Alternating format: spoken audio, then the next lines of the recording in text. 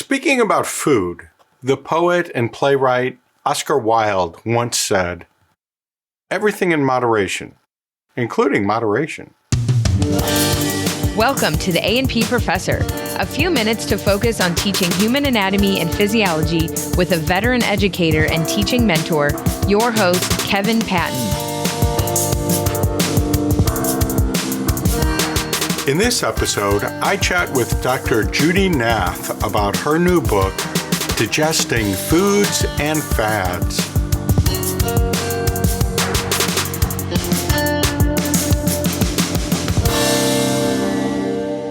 I once again have the joy of chatting with my friend, Dr. Judi Nath. You may recall that in episode 110, that is the previous episode, Judi came in to talk with us about her new book, Sins Against Science: How Misinformation Affects Our Lives and Laws. Well, she has another new book recently published called Digesting Foods and Fads. And she'll be with us again in a moment to talk about that one and how these two books originated.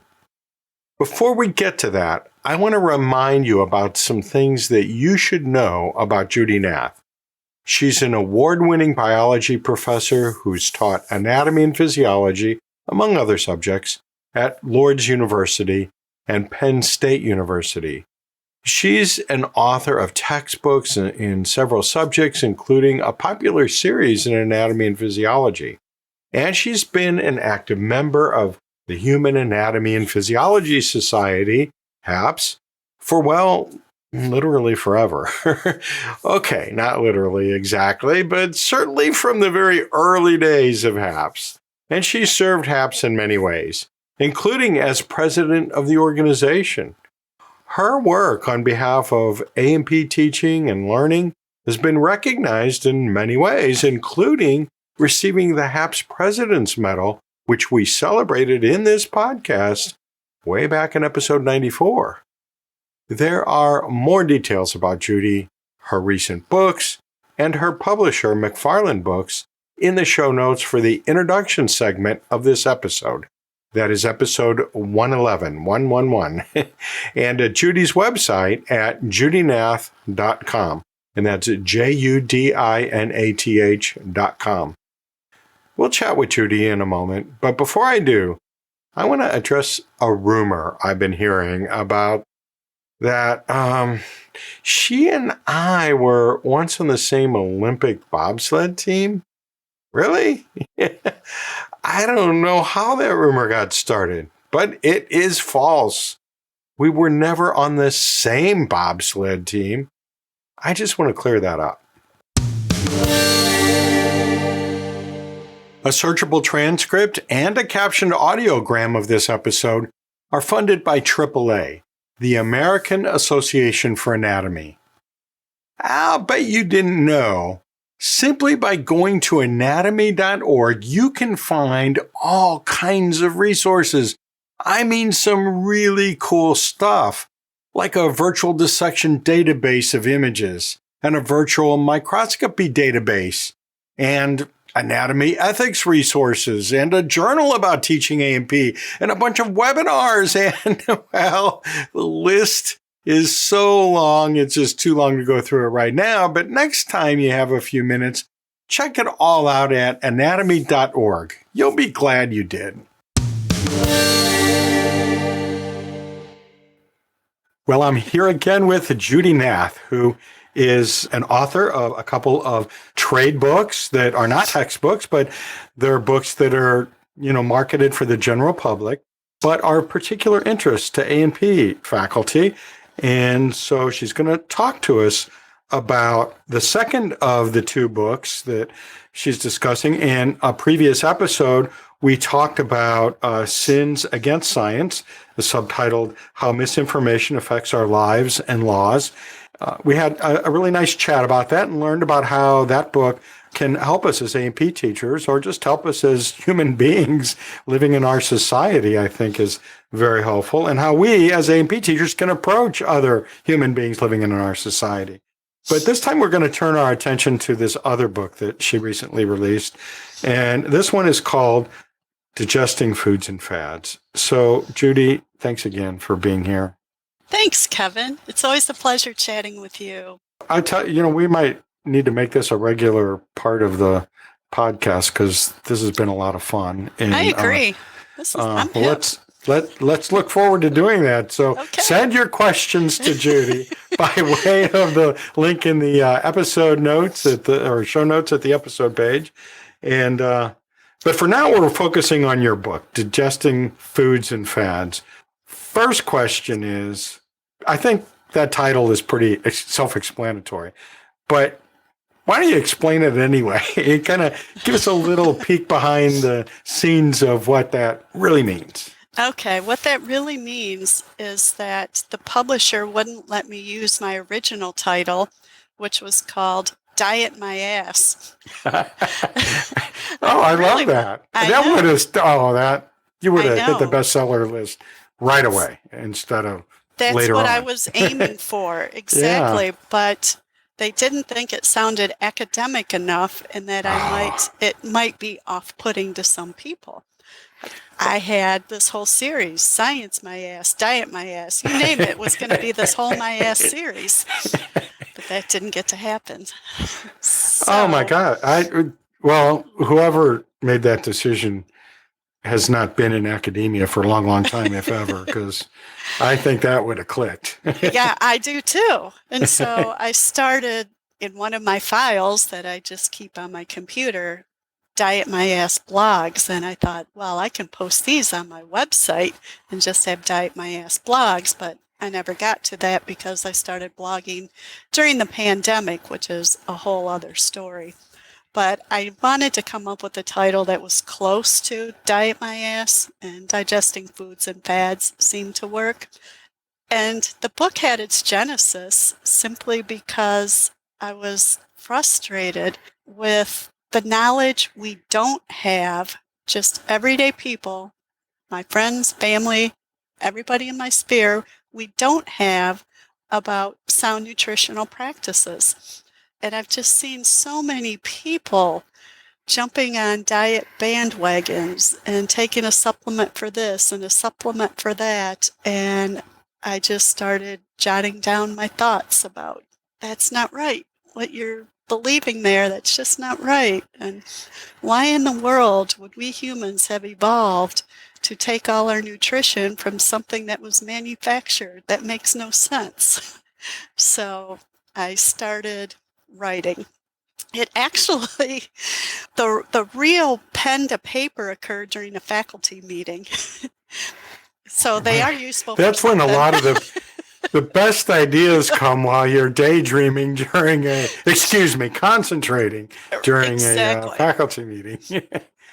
It was great though because it started as a group effort because my colleagues at my table were more interested in what we were writing, and I just started writing thoughts and passing them around, and pretty soon they'd make their way all the way around the table and everybody had their thoughts on it.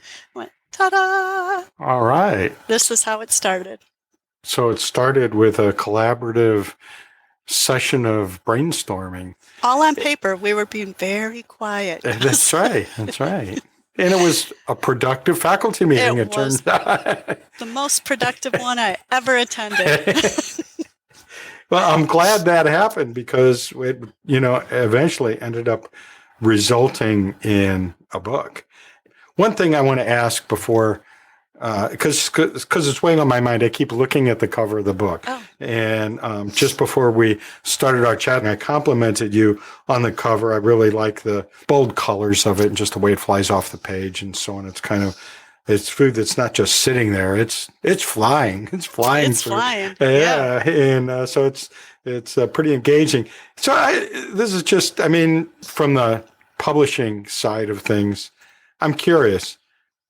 Did you have any input on that cover, or how did that work? Okay. I did. So I had found some images on some stock sites and forwarded those to the publisher for their consideration.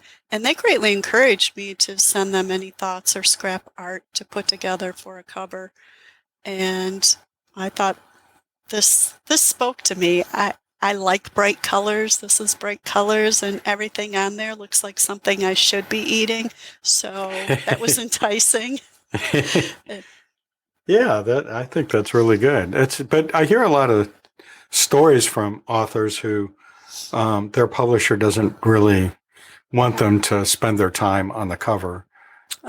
Maybe they're behind on their other deadlines or something. But even me, I'm often behind on my deadlines, and they let me work on the cover. And that's kind of what spurs me on to beat my deadlines. So I'm glad that you had that opportunity to do that, because it turned out really well. Well, thank you.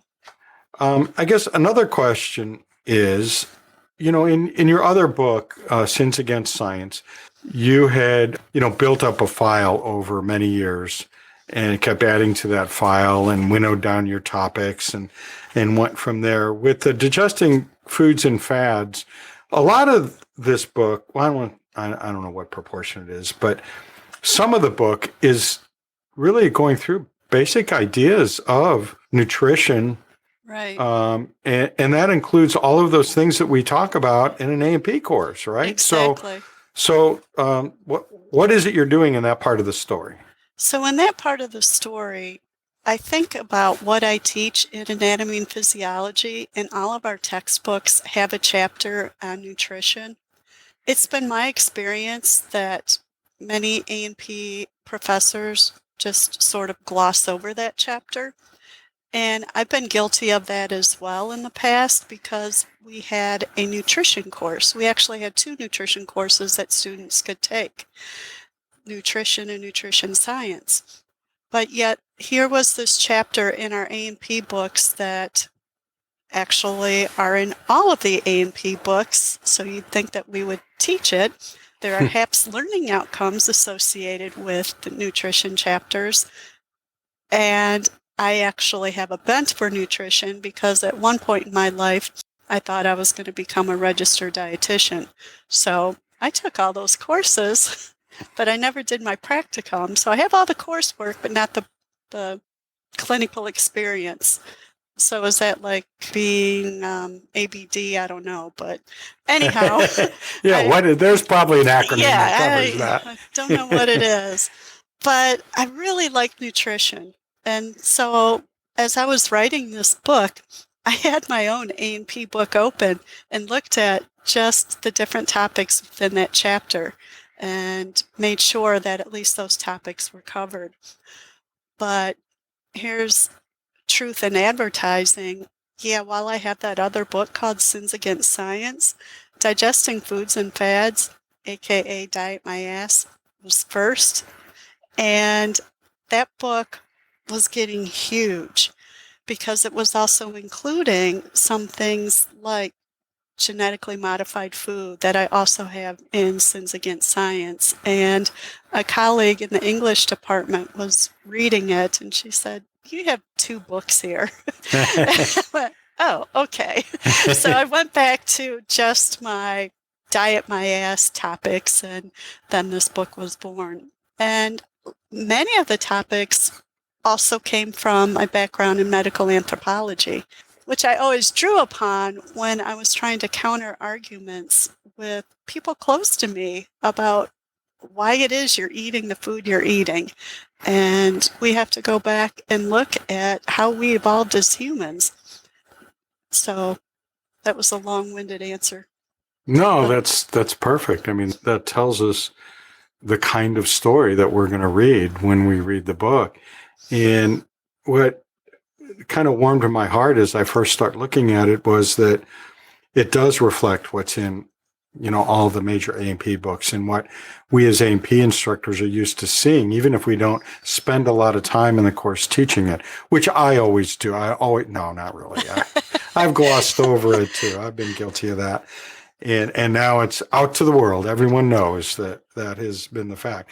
But, it's like any topic in A&P, we have so much time and effort, where are we going to spend it?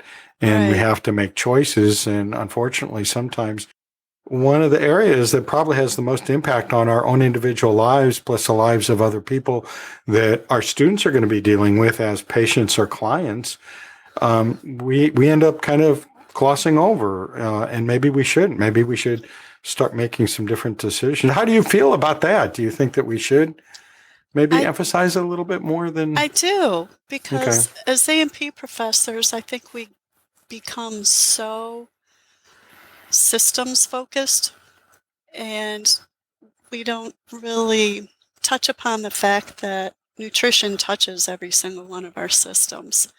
And this might be a plug for teaching core concepts. For example, I've often said I could teach an entire course of A&P by looking at diabetes. And if there is one condition in which nutrition plays a huge role, that is one of those conditions. So it's pretty important.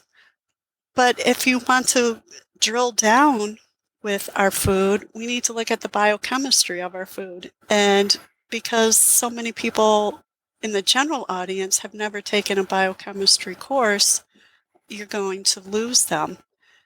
And so when people in the periphery, not A&P instructors, but so many people who've never had a biochemistry course take a look at whatever new fad thing they're eating or drinking, they don't know the biochemistry behind it to know that that's a fad or a fallacy. So bringing it back to anatomy and physiology, I think there are something like 400,000 students a year that take A&P. There might be more than that. I don't know, because it's housed in so many different departments. If we could have them at least have a good solid foundation in that chapter in the textbook, then they themselves would see the interrelationships between the food you eat, where we get it, our planet, and our lives, and the health of our lives. Right. Well, and you do a great job in the book of making those connections, or helping the reader see those connections. And what I like about that is something I alluded to the last time we spoke, and that is I can see how Judi Nath lays that out so that we can draw connections, so that when I get into a teaching situation with my students or with friends and family, I have a model that I can draw upon. And I may not copy exactly how you did it, but it's certainly going to influence how I did it. Because as you pointed out last time when we were discussing this general approach, is we're always out there learning new stuff and seeing how other people are doing it, and taking the bits and pieces that fit with our story. And so it's kind of like this, it's not oral history. I guess it's oral natural history of the body. We're kind of picking up the little snippets of that story from our fellow storytellers and putting that in.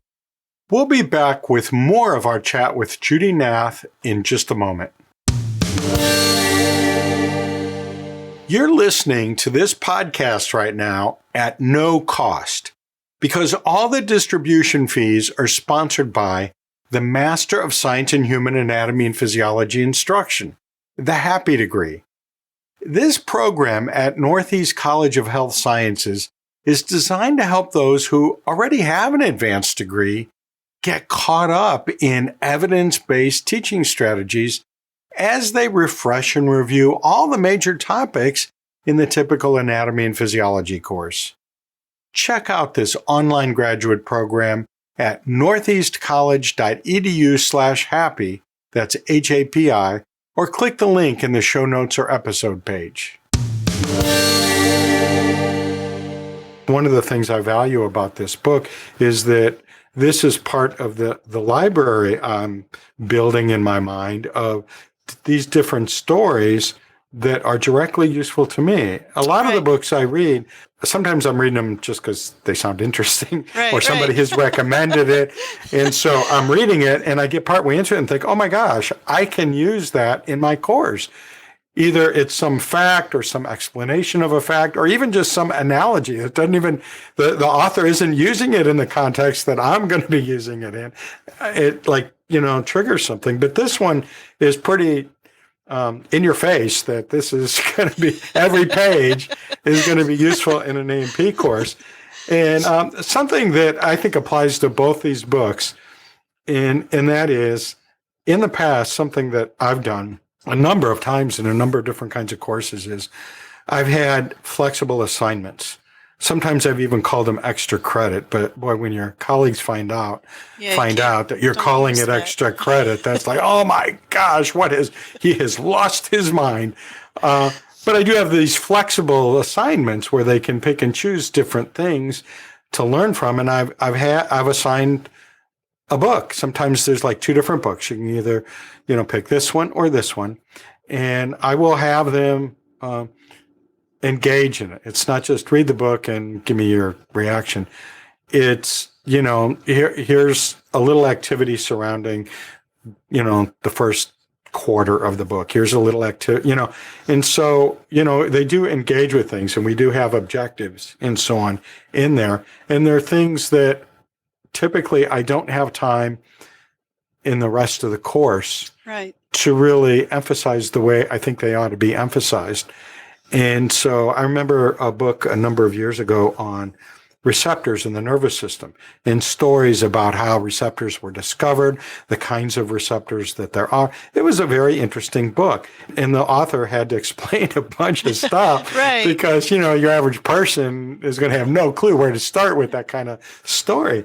But I see both of these books in that realm. I could see assigning maybe both books and say, okay, pick one or the other. Or maybe in A&P 1, we do one, maybe do Sins Against Science. In the A&P 2, we do Digesting Foods and Fads, or the other way around. And of course, I'm going to tell my students the story behind the title, because that'll engage them even more, because that's a much better title. All my students know that title. Right. And I bet that drew them in, didn't it? It did. It got to the point where Dr. Nath put this in Diet My Ass. Okay. Let's see. Something you might want to consider is printing off a bunch of dust jackets with that title on it and send your students out to the bookstore and have them, ask for the book. Yeah, plaster them up. But anyway, I'm way off topic there with that. But no, that's I helped fun. Get you there. That happens a lot when you and I chat. But anyway, if it's not you, it's me doing it. What I'm saying is that that's something for the listeners to consider. Is that something that if you're not really covering a lot of nutrition and how it affects all these other things in our life and all the other things that we're teaching in A&P, then maybe assigning it as reading and getting the students to engage a little bit with the book might be helpful. And I always think that even if it's, it is covering some of the same material that's in their textbook, but I think that's a really good thing, because then they're seeing it in a different way. And I think sometimes students, when they just when they hear that it's not the textbook, then that perks them up a little bit. So you got the great title that you've revealed to them and the fact that it's not part of the textbook. It's like, yeah, I'll read that. Exactly. And then they get into it and find that it's much more conversational. I think that's key, that you have the liberty in a general audience book to be much more conversational and say things that you would say in a class, but you can't write in a textbook. Oh my gosh. I need to wipe the smile off my face here. As soon as you said that, that's exactly what I thought when I picked up this book. And I was reading that. And, as textbook authors, we often get comments and suggestions about, oh, I tell this story about whatever. You ought to put that in the textbook. Or I use this example. You ought to put that in the textbook. Here's this interesting fact that is detail they don't need to know, but it's interesting and it helps engage them. You ought to put it in the textbook. And I say yes to every one of those in my head, but you just can't. It doesn't fit in a textbook. No. And so this is the kind of book that most of us wish our textbook was. Even I wish my own textbook was like this, but of course then it would weigh 300 pounds. And but that exercise is good too. Besides eating right, exercise is good. So if we had even bigger A&P books, that would be no. I'm not advocating for that. Unless you want to stave off osteoporosis, because weight-bearing exercises will do that. Increase the bulk of your A&P book, but nobody will adopt it. So there's that. Well, yeah. That's a problem. Well, shoot. Yeah, that's not going to help anybody if they don't adopt it. Exactly. So this book, I think somebody could adopt as a supplement to an A&P textbook. And it's going to have those stories that we wish they had in it. And it's going to really pull the things from the textbook that they've already learned. Because something that I've been harping on a lot in past episodes of this podcast is the idea that students forget stuff and they need to relearn it. And the forgetting is good. And they need to bring it back and relearn it. And so I could see something like this being a way for students to relearn the stuff that they learned about, what is a carbohydrate? What kind of carbohydrates are there? What are the jobs of carbohydrates? What about the different kinds of proteins? How are proteins built? How do we get them in our body? And all those things they picked up sometimes in bits and pieces throughout the course. And this is a way for them to take all those bits and pieces that they've forgotten by now and pull them back together and say, oh yeah, saturated fats. I remember what that is. And oh yeah, this is, and pull that all together and kind of see how it plays out. And of course, the further into the course they are, the more of those little pieces that they have learned separately and not quite figured out how they fit into the big picture. That's it exactly. And that was one of my goals, that no matter who is reading this, they can put it all together, because our curricula are fragmented. You learn this here, you learn that there, you learn something else there. But it takes a really good teacher to bring that all together. And not that this is a plug for you and me being really great teachers, but sometimes there is not that capstone course or that capstone teacher for students in science to bring it all together. And that's sorely missing. It's not going to happen in our world of academia, but if you can bring it all together and make it applicable, and there's nothing more applicable than the food you eat every day. It's always a good thing. So here's the capstone course for at least that part of it, at least. Right. And like you say, when you're talking about, if you can just talk about diabetes and teach everything about A&P, I mean, that kind of, you're doing a lot of that in this book. You do bring in a lot of other kinds of concepts besides the ones that are obviously digestion or nutrition related. Right. I think a lot of the folks I interact with in the A&P teaching community strive to be that kind of a teacher. But I think we all realize that we can't really do all of that. Right. So. We can't do it all. And lots of this book was written from my own shortcomings, things I wanted to say and teach and couldn't. Or honestly, even though I've been teaching for almost 30 years, there's still stuff, again, that's a biological term, stuff. There are still things I'm still learning about topics that I've been teaching that they're not necessarily new concepts, but I thought about them differently and went, and you had that aha moment.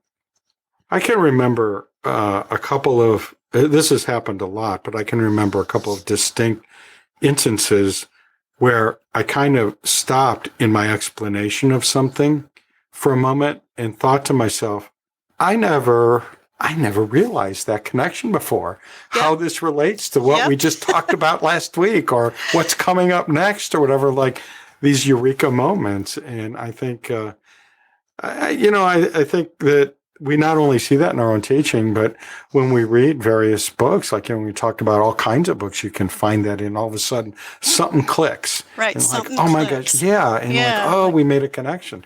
And we'll be right back with more conversation with Judi Nath about her book, Digesting Foods and Fads. Marketing support for this podcast is provided by HAPS, the Human Anatomy and Physiology Society. Listen, I know, I talk about HAPS all the time. It's one of my primary resources for learning new things as an A&P professor. And it's one of my go-to places to connect with other A&P faculty from all over. Some of my closest and most helpful colleagues ever I met in HAPS. Some I met at annual or regional conferences, some at virtual town halls, others through various committees I've served on. By the way, those HAPS committees, they're the kind of committees where you really do meet interesting people and have interesting and meaningful discussions and do work that really means something. See what HAPS can do for you by visiting the approfessor.org/HAPS. That's HAPS. You know this, that I haven't finished both books. I keep going back and forth between them, actually. And so there are no rules. They're both in front of me right now, but I normally have them set in two different places where I'll stop and pick up something to read. And so I'll eventually go through them. I actually started the digestion one, and I told you this before too. It just kind of like just opening up in the middle and reading a section, and then I read another section because I just wanted to get a feel for what was going on. Right.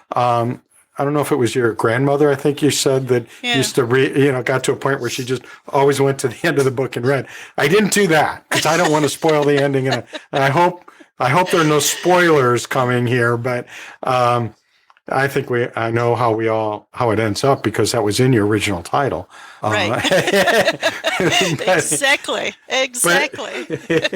But anyway, this is one of those things that's going to spark us to do that, I think, because we're going to be seeing how Judi has thought, you as the author has gone through this and told this story. And I think as you share some of the connections you've made, it's going to spark some of the same connections, but it's also going to spark connections that you haven't made yet, and I haven't made yet, none of us have made, but that reader is going to be able to make that connection. And, I treasure those moments when I have assigned books and other kinds of things as students, and they've come back to me and said, you know what, I never realized blah, blah, blah, whatever it is. And I'm like, shoot, I never realized that either. That's great. Thank you for telling me that. Thank you. You don't often get students thanking you for assigning something, and here's why, but for that thing that they learn to be something you can learn too. And I think this book is full of those kinds of things. One other thing I want to mention, and I mentioned this about the previous book as well. And no, it's not the Krebs cycle. Oh, no. I could, I could hear that worry in your voice, like, what's he going to ask me about the Krebs cycle? No, it's not the Krebs cycle. It's the lighthearted approach that you take to it. And as you said in your other book, that is intentional. So, I suspect it's intentional in this book too. It is. Yeah. I want you to read it. Just as we are readers, we want to be drawn into it. We want to enjoy the reading. This isn't assigned reading just to get the job done. It's to come away thinking, wow, I know something now I didn't know before, and I'm a better person for it. Yeah. Well, this circles back to your grandmother's approach to reading. You said that she had gotten to the point where she just didn't want to waste her time with books that were going to have a lousy ending. And I've gotten to be that way, especially with nonfiction books. And that is, here's something that I'm interested in learning about. But if I get partway into it and it is a chore to read it, odds are I'm not going to read it unless it's for a class I'm taking or something. And even then, I might try to find the Cliff Notes version or something, or just skip through or something. But this is not that kind of writing. This is the kind of writing that once you start, you realize, and I've done that already a couple of times with both of these books. I'm like, I'll just read a few pages here. And then I look at where my bookmark was and where it needs to go now, like, holy smoke, I covered a lot in a short time. And I don't necessarily want to stop right now. I just have to. I just want to mention that I've had that experience. I think any reader, any of our listeners who pick it up as a reader will have that same experience. And I think our students are going to have that experience as well. Because it's not, there are some big words in there, but they're explained. They're fully explained. So you were very careful about that. So I think that, any reasonably competent reader, you don't have to be an expert at all to read these books and really end up learning a lot. So, well, I call those multi-syllabic words the $1 million words to impress your friends and family. We say them out loud in class. adrenocorticotropic hormone. Say that Yeah, 3 there you go. times fast. Carbaminohemoglobin. That's Yeah. my favorite. Yeah, That's my go-to. carbaminohemoglobin. Yeah. Oh, that one's harder to say. It doesn't roll off the tongue as Well, easily. see, I practice it every day. No. It's part of my meditation practice. I understand that. Of course you do. It's part of OCD. Yeah, that's right. That's right. My carbaminohemoglobin practice. But anyway, we could talk all day about both of these books, and including this one, Digesting Foods and Fads by Judi Nath. And I appreciate you coming back for this episode and talking about this book, which is the second one we talked about, but the first one you fleshed out and wrote. And I'm looking for more books. Let me finish these 2 first. Great. But as you mentioned, it takes a long, long time to write a book. So I'm giving you a head start. Great. Thanks, Kevin. You're welcome. And if you want to take a look at this book, I'm going to have all kinds of links in the show notes at the episode page. I'll have links to Judy's website where you can connect to the book from there. And you can also contact Judi from the website if you have any questions or comments or anything like that. Or if you want to share macaroni and cheese recipes. Oh, there you go. Just saying. No, wait a minute. I remember on Twitter or somewhere not long ago, there was some, what is it, Doritos that you eat with macaroni and cheese? Just with cheese. Oh, with cheese. Doritos with cheese. That's a delicacy. Okay. Well, maybe your next book should be a recipe, mac and cheese recipe book. There you go. If you saw my diet, you would say, she wrote a book on nutrition. I'm living proof. You can live on Doritos and cheese. Well, those are natural foods, from, I went to a Dorito orchard one time and visited, and we ate fresh Doritos there. Right off the processing plant line? No. Oh, my God, you'd never get me out of there if I went to there. But anyway, we went down another rabbit hole here, didn't we? So this book, you need to check it out. And one last thing I want to mention is that besides, checking out these links and possibly contacting Judi, possibly taking a look at the book and maybe even purchasing it and reading it, some other things that you can do that I think would be helpful in teaching the world about these topics is to ask your local library if they have it. And when they get questions like that, they look into buying it for the library and making it available to the community. And so there's that. And another thing that really helps people find the book that weren't necessarily looking for it is to go to bookseller websites and find the book there and then rate it. I mean, once you've read it, don't rate it before you read it. Unless it's a really good rating, then go ahead. 5 stars, okay. But, anything less than that, please read it first and then reevaluate what you want to do. But seriously, those kinds of things do help books become more visible to the public by getting them in libraries and getting them rated on bookseller websites. That can make them more visible and get it into more hands. And I think the more people have this information, the world will be a better place. And if nothing else, if we reach just a handful of people and help them become healthier people, that'd be great. That's well worth it.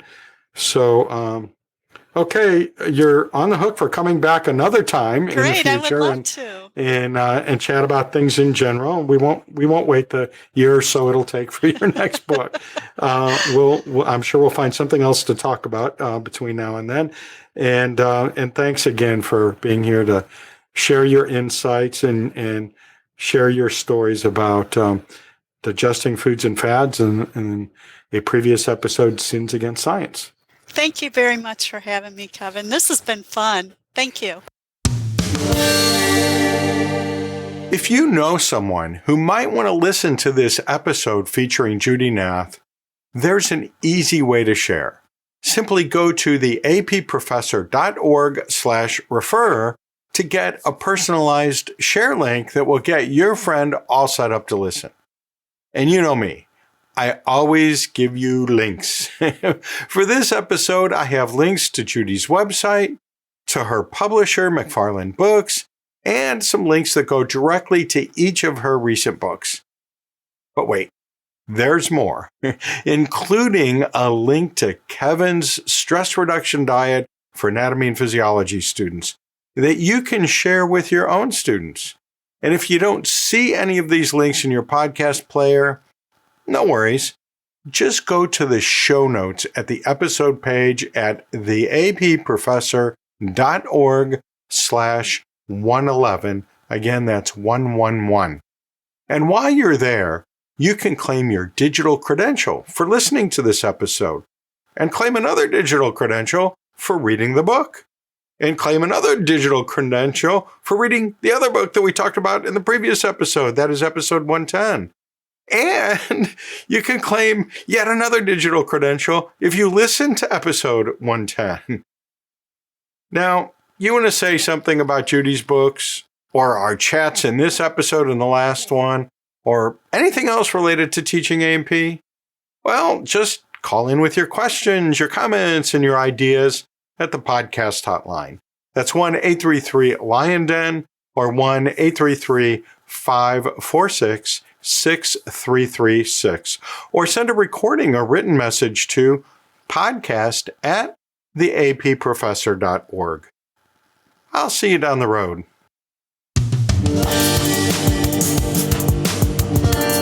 The A&P Professor is hosted by Dr. Kevin Patton, an award-winning professor and textbook author in human anatomy and physiology. Please be aware that the contents of this episode may have come into contact with nuts and/or may have been prepared in a facility containing nuts.